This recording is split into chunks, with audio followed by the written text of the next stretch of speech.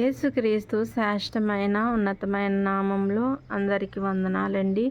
దేవాతి దేవుని మహాకృపను బట్టి ప్రతి ఒక్కరికి నా ప్రత్యేకమైన వందనాలు తెలియజేస్తూ ఉన్నాను. ఈ వాక్యాన్ని అనేక మందికి షేర్ చేయమని అడుగుచున్నానండి. దేవాతి దేవుడు ఇది మనతో మాట్లాడుచున్న అంశము ఏంటంటే, నెమ్మది లేకుండా విస్తారమైన సంపాదన సంపాదించే స్థితిలో నీవు జీవించుచున్నావా? అలాంటి జీవితము వ్యర్థము అనే అంశం ద్వారా ఆయన ఇది మనతో మాట్లాడుచున్నారు. అయితే మహాజ్ఞాని అయిన సొలొమోను రాసిన సామెతల గ్రంథము 15వ అధ్యాయము 16వ వచనము ఇక్కడ రాయబడి ఉంది. ఏంటంటే, నెమ్మది లేకుండా విస్తారమైన ధనముండుట కంటే యెహోవా యందలి భయభక్తులతో కూడా కొంచెమే కలిగి ఉండటం మేలు. దేవుడి పరిశుద్ధ వాక్యము దీవించునుగాక. ప్రార్థన. మహోన్నతుడ, మహిమగల రాజా, సర్వోన్నతుడ, సర్వాధికారి, సర్వకృపానిధి, నీ కృపగల నామంలో లెక్కించలేని స్తుతి స్తోత్రములు చెల్లించుకుంటున్నాం. ఈ దినాన్ని మీరు మాట్లాడుచున్న వర్తమానాన్ని బట్టి వందనాలు, స్తోత్రాలు ప్రవ్వా. నాయన, నెమ్మది లేకుండా తండ్రి, నాయన ప్రవ్వా, నాయన ఎటువంటి విధమైన తండ్రి శాంతి సమాధానం లేకుండా నాయన మా జీవితాల్లో ఉంటుండగా తండ్రి, నాయన ప్రవ్వా, అలాంటి జీవితాల్లో వెలుగుని నింపే దేవుడు నువ్వని నాయన ప్రభా ప్రతి ఒక్కరు తెలుసుకోగలడని సహాయం దయచండి. ఈ దినాన్న మీరు మాట్లాడుచున్న లేఖనాన్ని బట్టి వందనాలు, స్తోత్రాలయ్యా. నాయన మాతో సూటిగా తేటగా మాట్లాడండి ప్రభా. నీ వాక్యం ద్వారా మేమేం సరి చేసుకోవాలో, మేమేం నేర్చుకోవాలో దానిని మాత్రమే మాకు నేర్పించమని అడుగుచున్నాను దేవా. నీకు వందనాలు నాయన ప్రభా.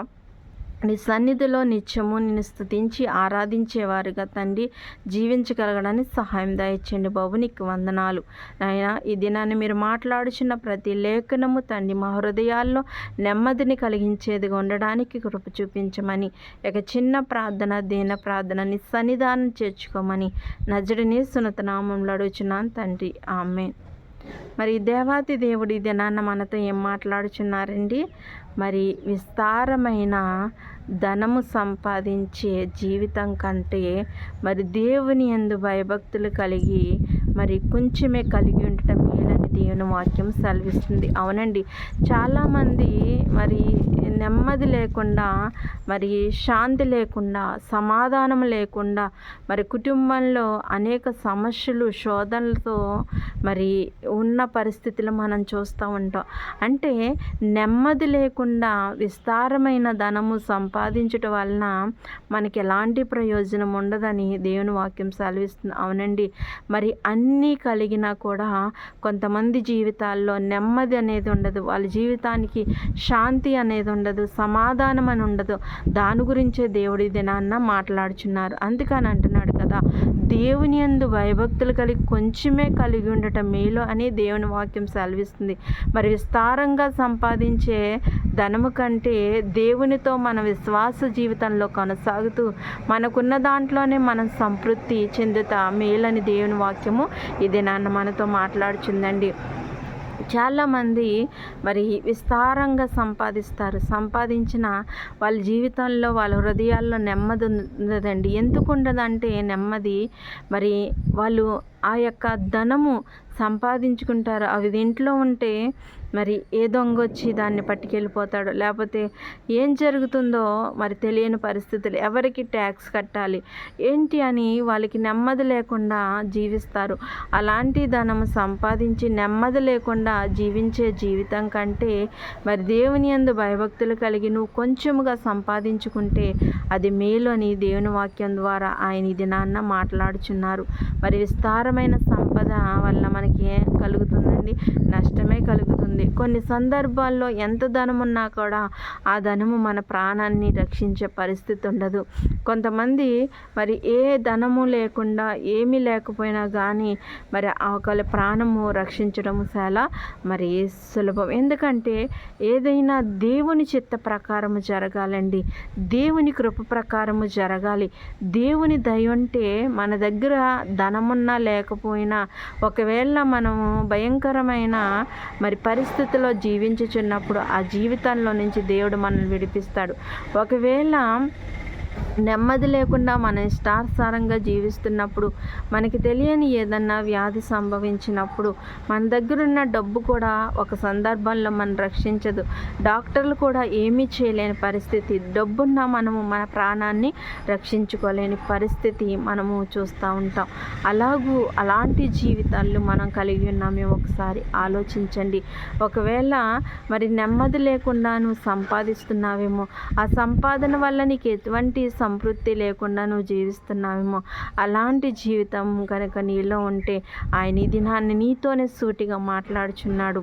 మరి ఏంటి అంటే, నీవు నన్ను తెలుసుకో, నా హృదయంలో మరి నా హృదయం గురించి నువ్వు తెలుసుకుని, నా హృదయాన్ని నువ్వు ఎరిగిన వ్యక్తిగా మరి నడుచుకో అని దేవుడి దినాన్న మనతో మాట్లాడుచున్న అలాంటి దేవునికి నీ హృదయంలో నువ్వు చోటు ఇవ్వగలిగితే, నీకున్న మరి ప్రతి విధమైన మరి సమస్యలు కానివ్వండి, మరి నెమ్మది లేకపోవడం కానివ్వండి, అన్నిటికీ కూడా దేవుడు మంచి పరిష్కారాన్ని ఇస్తాడు.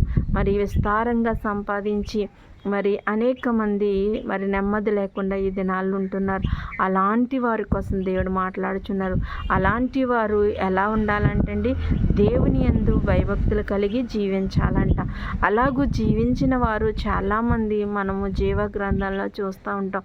విస్తారమైన ధనముండి కూడా దేవుణ్ణి సంతోషపరిచిన వారు, దేవుని యందు భక్తి జీవితాన్ని కలిగిన వారు చాలామంది మనం చూస్తూ ఉంటున్నాం. మరి నెమ్మది లేకుండా నీ జీవితం ఉంటే కనుక నీ యొక్క జీవితాన్ని దేవునికి అర్పించినట్లయితే దేవుడు నీకు నెమ్మదిని కలుగజేస్తాడు. మరి యోబు యొక్క జీవితంలో మరి ఒక గొప్ప ధనవంతుడండి, ఎంతో ఐశ్వర్యాన్ని కలిగిన వాడు. వాటన్నిటిని కోల్పోయి మరి శరీరం అంతా వ్యాధితో నిండిపోయి భయంకరమైన స్థితిలో ఉన్నాడు. అంటే ఆయన జీవితంలో భయంకరమైన వ్యాధి వచ్చింది. కానీ మరి ఆ పరిస్థితిలో తన లేమిలో కూడా, తనకున్న కొంచెంలో కూడా మరి దేవుని యందు ఉన్న నమ్మకాన్ని, దేవుని యందు ఉన్న భక్తి జీవితాన్ని యోబు గారు విడిచిపెట్టలేదు. కాబట్టి దేవుడు అధికంగా ఆశీర్వదించినట్లుగా చూస్తూ ఉంటాం. అలాంటి మరి నెమ్మది లేని స్థితిలో దేవుడు నెమ్మదిని దయచేసినట్లుగా చూస్తూ ఉంటున్నాం. ఒకవేళ నువ్వు నెమ్మది లేకుండా, శాంతి లేకుండా, సమాధానం లేకుండా జీవిస్తున్నావేమో, అందుకే ఆయన నీతో మాట్లాడుచున్నాడు. మరి కొర్నేలు గారు ఎలాంటి జీవితం జీవించారండి? గొప్ప దేవుని యందు భయభక్తులు కలిగిన వ్యక్తి, మరి అనేక మందికి దానాధర్మాలు చేసే వ్యక్తి. అంత మాత్రమే కాకుండా మరి కుటుంబంతో ప్రార్థన చేసుకున్న వ్యక్తి, మరి అంత గొప్ప వ్యక్తిత్వం కలిగిన వ్యక్తి. అతని గొప్పవాడు అనేకమైన సంపదలు సంపాదించుకున్నప్పటికీ కూడా తన యొక్క జీవితంలో ఏముందంటే దేవుని యందు భయభక్తులు కలిగిన జీవితం ఉంది. మరి బీదల పట్ల మరి సహాయము చేసే గుణాన్ని కలిగిన వ్యక్తిగా చూస్తూ ఉంటున్నాం. అందుకనే దేవుడు ఆయన ఎంతగానో ఆశీర్వదించినట్లుగా చూస్తూ ఉంటున్నాం. దేవునికి ప్రార్థన చేసినప్పుడు కొర్నేలు మరి ఆయనతో మాట్లాడిన సందర్భాలు మనం చూస్తూ ఉంటాం. అలాంటి భక్తి జీవితం మనం కలిగి ఉన్నప్పుడు దేవుడు మన జీవితాల్లో నెమ్మదినిచ్చి సూటిగా మనతోనే మాట్లాడతాడండి. మనతోనే మాట్లాడి ఆయన అనేకమైన మేళ్ళు మన పట్ల జరిగిస్తారు. నెమ్మది లేకుండా మనం జీవిస్తే ఆ జీవితానికి సంతృప్తి అనేది ఉండదు. నెమ్మది లేదనుకోండి, జీవితంలో మనం ఏది చేయాలన్నా చేయలేము. మనం కూర్చున్నా, నుంచున్నా, బయటికి వెళ్ళి ఎక్కడికి వెళ్ళినా కానీ నెమ్మది లేకుండానే జీవిస్తూ ఉంటాం. అదే నెమ్మది కలిగి మనం జీవిస్తే మనం ఎక్కడున్నా, ఏ స్థితిలో ఉన్నా, ఏ పరిస్థితిలో ఉన్నా కూడా మన జీవితము ఎంతో అద్భుతంగా ఉంటుంది.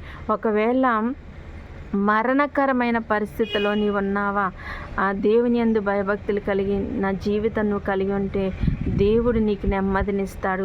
లేకపోతే అప్పుల సమస్యలతో, మరి అనేక కష్టాలతో, అనేక బాధలతో, అనేక మంది నిన్ను నిందించే స్థితిలో నీవు ఉన్నావా నెమ్మది లేకుండా, మరి అలాంటి పరిస్థితులన్నిటిలో కూడా నువ్వు నెమ్మది కలిగి దేవుని యందు భయభక్తులు కలిగి ఉంటే దేవుడు నీకు నెమ్మదినిచ్చి, నీకు సమాధానాన్నిచ్చి, ఏ సమస్య ఉన్నప్పటికీ ఆ సమస్య నుంచి నీకు విడుదలను అనుగ్రహిస్తాడు. అలాంటి దేవుని నిన్ను నమ్ముకున్నట్లయితే ఆయన చేసే అద్భుత కార్యములు మనం చూడగలుగుతాము. మనకున్న దాంట్లోనే మనము సంతృప్తి చెందేవారిగా ఉండాలి. అందుకని దేవుని వాక్యము విస్తారముగా సంపాదించే ధనం వలన నీకు నెమ్మది లేకుండా ఉన్నదేమో, కానీ దేవుని యందు భయభక్తులు కలిగి ఉండి సంపాదించుకునే సంపాదన కొంచెమే మేలని దేవుని వాక్యం అంటే నువ్వు దేవుని యందు భయభక్తులు కలిగి ఉంటే నీకు మేలు కలుగుతుందని దేవుడు ఈ దినాన్న మనతో మాట్లాడుచున్న. అవునండి, దేవుని యందు భయభక్తులు కలిగి ఉన్నప్పుడు మరి ఆయన దూతలు మన చుట్టూ ఉంటాయి. మనం ఏది అడిగినా కూడా మరి మనం చేసే ప్రార్థన విజ్ఞాపనలు దేవదూతలు దేవుని సన్నిధానానికి చేరుస్తాయి. మన ప్రార్థన ఆలకించి మన ప్రార్థనకు ఆయన ప్రతిఫలము దయచేస్తూ ఉంటాడు. మనం ఏ సమస్యలో ఉన్నా కూడా, ఏ శోధనలో ఉన్నా కూడా మనకి సమాధానాన్ని ఇస్తాడు. దేవునిలో ఉండి మనం కొంచెం కలిగి ఉండుట మేలని దేవుని వాక్యం సెలవిస్తుంది. చాలామంది ధనవంతులు ఉండొచ్చు, చాలామంది మరి ధన సమృద్ధి కలిగి ఉండొచ్చు, కానీ దేవుని యందు భయభక్తులు కలిగిన వారే నిజమైన ధనవంతులని దేవుని వాక్యం సెలవిస్తుందండి. ఈ దినాన్న నువ్వు తినడానికి తిండి ఉంది, వేసుకోవడానికి వస్త్రాలు ఉన్నది, నివసించడానికి ఒక గృహం ఉంది, అంతకంటే నీకు ఏం కావాలండి? ఈ లోకం శాశ్వతమైనది కాదు. ఈ లోకంలో నువ్వు శాశ్వతంగా జీవించవు. ఒకవేళ విస్తారంగా సంపాదించుకున్న ఆ సంపాదన ద్వారా విస్తారమైన నగలు నువ్వు కొనుక్కున్నావు, విస్తారమైన వెండి నువ్వు కొనుక్కుని మరి ఆ యొక్క బంగారాన్ని నీ మెడ నిండా నింపుకుని నువ్వు బయటికి వెళ్ళావు. నువ్వు క్షేమకరంగా ఇంటికి తిరిగి వస్తావని ఏమన్నా గ్యారంటీ ఉందా? లేదు కదండి. మరి చాలా జాగ్రత్త కలిగి ఉండాలి. సంపాదించే సంపాదన వల్ల మరి కొన్ని అనర్థాలు మనకి కలుగుతాయి. అందుకని మనం కలిగి ఉన్న దాంట్లో మనం సంతృప్తి పడినప్పుడు, విస్తారంగా సంపాదించుకోవాలనే ఆలోచనలు మనకు లేనప్పుడు దేవుడు మనకి ఏం చేస్తాడండి? మేలు చేస్తాడు, అద్భుతాలు చేస్తాడు. మరి ఆయన మనకి ఏది అవసరం అది ఇస్తాడండి. మనము ఏది ఆశిస్తున్నామో అది తప్పకుండా దేవుడు మనకి కలుగజేస్తాడు. సమస్తమునకు జీవాధిపతి ఆయన. మరి మనం కలుగజేసిన దేవుడు మనకి ఏది అవసరమో తీర్చడండి. మరి తల్లి గర్భంలో మనము ఈ భూమి మీదకి వచ్చినప్పుడు మనం ఎలా ఉన్నామండి? దిగంబరులుగా ఉన్నాం. మరి తల్లి గర్భమందు వచ్చిన మనము ఆ దిగంబర శరీరంతో అలాగనే జీవిస్తున్నామా? లేకపోతే కొంచెం కొంచెంగా ఎదిగి మరి వయసు పెరుగుతూ మనం ఏ స్థితిలోనికి వస్తున్నామండి? మరి చిన్న స్కూలు ఏజ్ నుంచి కాలేజీ వరకు మనం చదువుకుంటూ మరి ఆ యొక్క చదువు ద్వారా ఉద్యోగాలు సంపాదించుకుంటూ, లేకపోతే పనులు చేసుకుంటూ, వ్యాపారాలు చేసుకుంటూ, బిజినెస్ చేస్తూ ఇలాగా అంచెలంచెలుగా మరి ప్రతి మనిషి ఎదుగుతున్నారు. అంటే దేవుడు కలుగజేసిన దేవుడు ఆ యొక్క పుట్టిన పిల్లల్ని పుట్టినట్టే ఉంచితే మనం ఏమైనా సాధించగలుగుతామండి? ఏమీ సాధించలేం కదండి. మరి ఒక పుట్టిన బిడ్డ రోజు రోజుకి ఏమవుతుంది? పెరుగుతూ ఉంటుంది. పెరిగి మరి ఒక సంవత్సరాలు అలాగ వయసు పెరుగుతూ ఒక ఉన్నతమైన సౌందర్యానికి మరి మార్చబడుతుంది. అలానే దేవుని యొక్క కృప, దేవుని యొక్క సన్నిధి మనతో ఉన్నప్పుడు మనము దినదినము అభివృద్ధి చెందేవారుగా ఉంటామండి. మరి దేవునిలో కలిగి ఉండటం మనకి ఎంతో భాగ్యము, దేవుని కలిగి ఉండటం మనకి ఎంతో మరి బలమండి. అలాంటి దేవుణ్ణి తెలియకుండా, దేవుని యందు భయభక్తులు లేకుండా ఒకవేళ మనం జీవిస్తుంటే మన జీవితాలని ఈ దినాన్ని ఆయన మనం ప్రశ్నిస్తూ ఉన్నాడు. ఏంటి, నువ్వు విస్తారంగా సంపాదించుకోవాలన్న ఆసక్తి కలిగి ఉన్నావా? లేకపోతే ఎవరి దగ్గరైనా అన్యాయంగా సంపాదించుకోవాలన్న ఆలోచన కలిగి ఉన్నావా? అలాంటి ఆలోచన నీకుంటే విడిచిపెట్టు. మరి నీవు నా యందు భయభక్తులు కలిగి ఉండి నువ్వు కొంచెముగా సంపాదించుకొని సంపాదన నేను ఏం చేస్తాను? ఆశీర్వదిస్తానని దేవుడి దినాన్న మనకి తెలియజేస్తూ ఉన్నారు. జీవగ్రంథంలో ఎన్నో కష్టాలు పడిన వారిని మనం చూస్తూ ఉంటున్నాం, ఎన్నో ఇబ్బందులు పడిన వారిని మనం చూస్తూ ఉంటున్నాం. ఆ ఇబ్బందుల్లోనే వాళ్ళు ఉండిపోలేదండి. దేవుని యందు భయభక్తులు కలిగి ఉన్నారు కాబట్టి దేవుని యొక్క ఆశీర్వాదాలు వాళ్ళు పొందుకున్నారు. మరి యోసేపును చూసినట్లయితే అన్నదమ్ములు ద్వేషించి అమ్మివేసి చంపేయాలని ఎన్నో ఆలోచనలు కలిగి ఉన్నాడు. యోసేపు ఎన్నో కష్టాలు, బాధలు పడినట్లుగా మనం చూస్తూ ఉంటున్నాం. కానీ దేవుని విడిచిపెట్టాడండి. ఆ కష్టాల్లో, ఆ బాధల్లో, ఇబ్బందుల్లో, సమస్యల్లో దేవుడు యోసేపుని ఎప్పుడూ విడిచిపెట్టలేదండి. విడిచిపెట్టకుండా మరి అన్నలు ద్వేషించిన ఏం చేసినా తన పరిస్థితి బాగోలేనప్పటికీ కూడా మరి తను ఏ స్థితిలో ఉన్నా ఎక్కడున్నా కూడా మరి దేవుడు విడిచిపెట్టలేదు. మరి తనకు కష్టం వచ్చిందని, తనకు సమస్యలు ఉన్నాయని మరి యోసేపు దేవుని విడిచిపెట్టాడండి? విడిచిపెట్టలేదు. చెరసాల అనుభవాన్ని కలిగిన యోసేపు అండి. మరి అన్నల చేత ద్వేషింపబడిన యోసేపు, మరి అన్నలే చంపేయాలని క్రూరంగా ఆలోచించిన మరి యోసేపు జీవితంలో దేవుడి విడిచిపెట్టకుండా మరి ఒకానొక స్థితిలో మరి ఒక రాజ్యానికి అధికారిగా మరి ఆయన నియమించినట్లుగా చూస్తూ ఉంటాం. దేవుని ఆశీర్వాదాలు ఎంతగా ఉన్నాయో ఒకసారి ఆలోచించండి. మనం అడ్డదారుల్లోనూ అన్యాయంగా సంపాదించుకునే సంపాదన వల్ల మనకి ఎటువంటి మంచి పేరు రాదు. కానీ మనం నీతి నిజాయితీలు కలిగి కొంచెం సంపాదించుకున్న మన మంచి పేరు అనేకల చోట్ల వినపడుతుందండి. మొదట దేవుని చేత మంచి పేరు సంపాదించుకున్న వ్యక్తిగా మనం జీవిస్తాం. ఈ లోకంలో మనం నడుస్తూ ఉన్నప్పుడు అనేకమైన మాటలు మాట్లాడుతూ ఉంటారు. మరి అనేకమైన నిందలు వేస్తారు, అనేకమైన అవమానాలకి గురి చేస్తారు, అనేకమైన నీచపు మాటలు మన కోసం మాట్లాడుకుంటారు. కానీ అవన్నిటిని పట్టించుకుని మనం జీవించాలంటే జీవించలేమండి. ఎందుకంటే మనం ఎక్కడ ఏది మన గురించి చెడ్డగా అనుకున్నా కానీ అక్కడే మనం విడిచిపెట్టేయాలి. ఎందుకో తెలుసండి, మనం దేవుని నమ్ముకున్నాం, దేవునికి విడిచిపెట్టండి.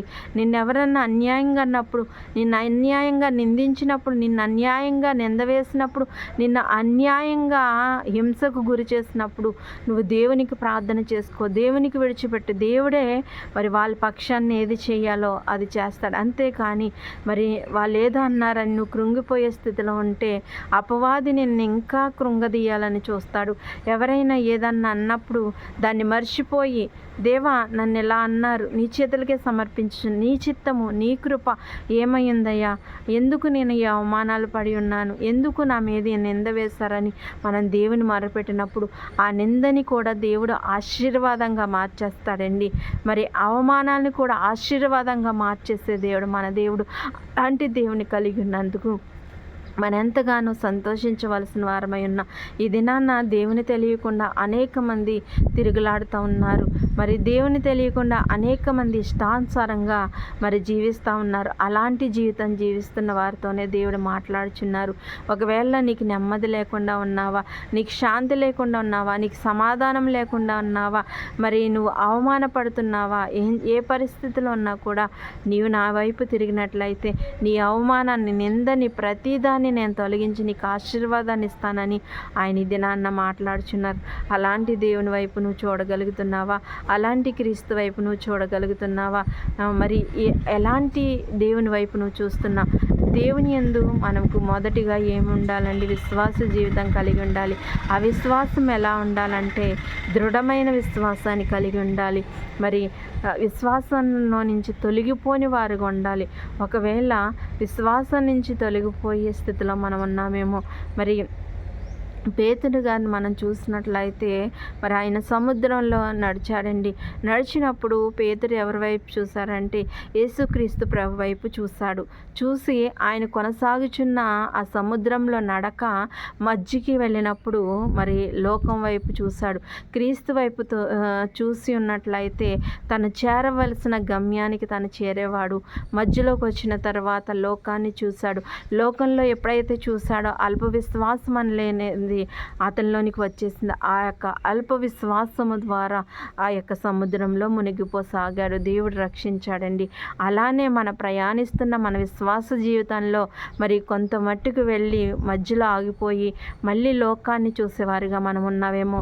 అలాంటి విశ్వాస జీవితం కనుక మనలో ఉంటే కూడా మనలోకి అల్ప విశ్వాసం వచ్చి మన జీవితాన్ని పాడు చేస్తుంది. మనం ఎలాంటి విశ్వాస జీవితాన్ని కలిగి ఉన్నామో ఆ మధ్యలో నుంచి కూడా క్రీస్తు వైపు చూస్తూ మరి ఆ గమ్యస్థానానికి మనం చేరినట్లయితే, ఆ పరమ నిత్యరాజ్యం మనం చేరినట్లయితే మన జీవితాలు ఎంతో సంతోషంగా ఆనందంగా ఉంటాయి. ఇప్పుడు నువ్వు ఎవరి వైపు చూస్తున్నా, దేని వైపు చూస్తున్నా, నీ ఆలోచనలు ఏమై ఉన్నవా అని ఆయన ఈ దినాన్ని నిన్ను అడుగుచున్నాను.